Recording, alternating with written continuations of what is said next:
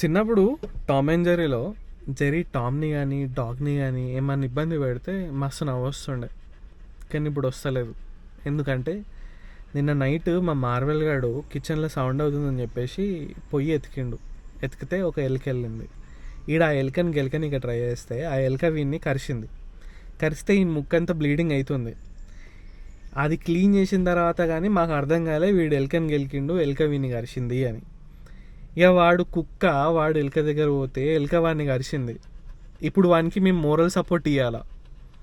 మళ్ళీ ఏంది, వానికి యాంటీబయోటిక్స్, వ్యాక్సినేషన్స్ అవన్నీ ఇవ్వాలా మేము ఇప్పుడు? ఏం కర్మ రాబోయే నాకు అర్థం కాదు. అరే కుక్క ఏంది, ఎలుక కరిచుడేంది, వీడు ఎందుకు పోయిండు అసలు?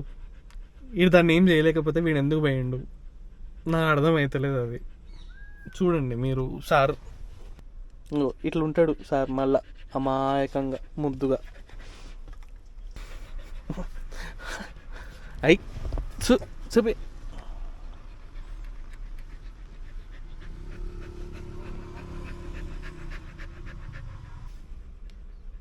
ఇట్లుంటుంది మరి పెట్ పేరెంట్ అంటే.